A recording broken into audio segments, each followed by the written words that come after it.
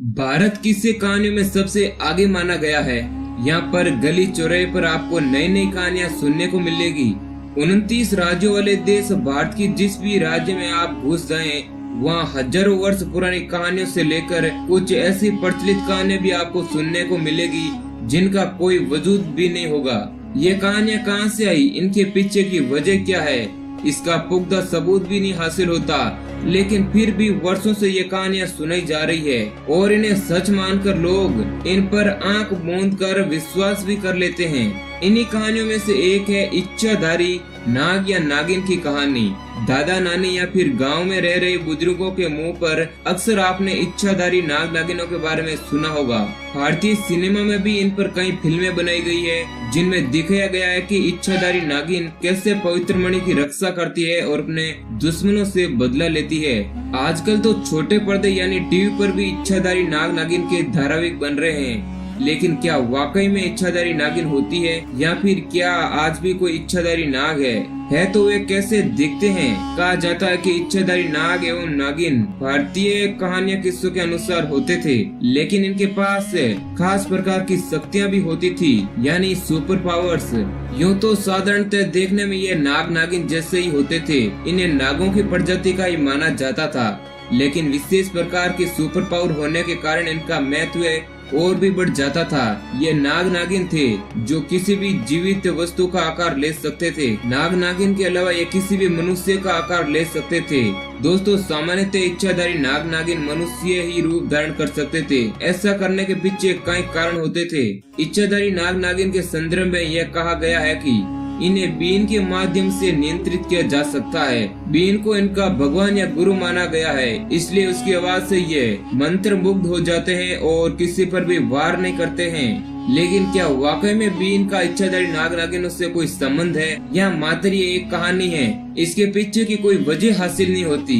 एक और बात है जो इच्छाधारी नाग नागिनों से जुड़ी है और वह है मणि। जी हाँ, कहते हैं कि इच्छाधारी नाग नागिन एक खास प्रकार के रत्न को पूजते थे जिसे मणि कहा जाता है। यह मणि किसी अन्य रत्न की तुलना में बहुत ही ज्यादा चमकदार होती है। माना जाता है कि इस मणि की कीमत भी अन्य रत्नों एवं हीरो की तुलना में बहुत ही अधिक होती थी।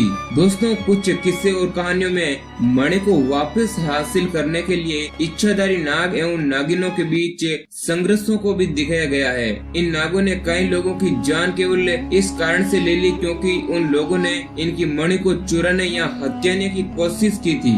लेकिन ये मणि कहां से आई, इसका क्या महत्व है, इस पर भी एक मान्यता बनी हुई है। और दोस्तों, इसका जवाब ज्योतिष शास्त्र के पास है, जिसके मुताबिक ये कहा जाता है कि एक खास ज्योतिष नक्षत्र के भीतर ही इस मणि का जन्म होता है। स्वाति नक्षत्र में यदि वर्षा हो और उस वर्षा की बूंद कोबरा सांप के मुंह में चली जाए तो वह सांप अपने मुंह से चमकदार मणि को उगलता है। दोस्तों, कोबरा को नाग प्रजाति का राजा माना जाता है। ये बेहद ही शक्तिशाली नाग होता है।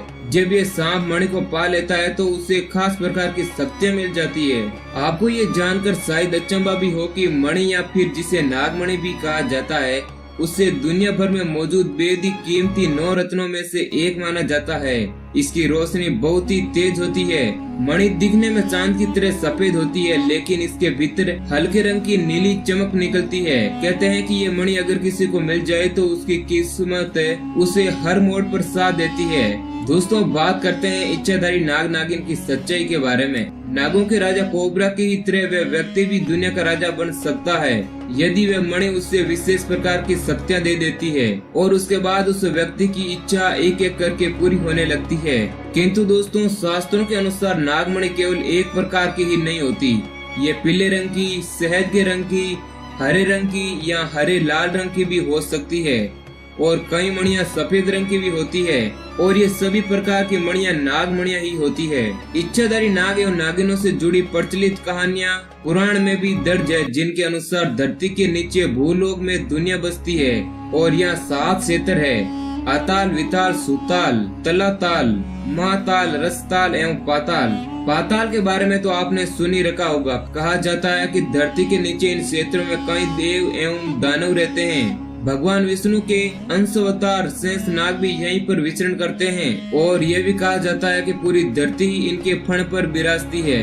वायु पुराण में भी गानों का उल्लेख मिलता है। दोस्तों यहाँ पर दर्ज तथ्यों के अनुसार धरती के नीचे अतः लोक में नामुची नाम का एक दानव का राज है और सुतार लोक पर महाभंज राज करता है और विता लोक पर दैत्यराज राज करता है और पाताल लोक पर बाली का राज है। इसी तरह से सीता लोक पर नागों के राजा वासुकी का राज माना जाता है एवं पाताल में शेषनाग राज करते हैं। दोस्तों वासुकी उदर एवं ऋषि कश्यप की संतान है। कई पौराणिक कथाओं में वासुकी एवं शेषनाग को एक ही समान बताया गया है और दोनों का एक ही समान महत्व भी है। इन्हीं कथाओं के अनुसार शेषनाग एक विशाल नाग जिनकी आंखें गुलाबी कमल की भांति है। दोस्तों आज की वीडियो में बस इतना ही। आपको क्या लगता है, क्या इच्छाधारी नाग एवं नागिन सच में होते हैं? क्या उनके पास जो मणि होती है वो हकीकत की मणि होती है? क्या उस मणि में सुपर पावर हो सकती है? दोस्तों आपके दिमाग में जो भी आ रहा है हमें कमेंट करके जरूर बताना। वीडियो अच्छा लगा तो इसे लाइक करना और जो भाई बहन हमारे चैनल पर नए हैं इसे सब्सक्राइब कर लेना। धन्यवाद।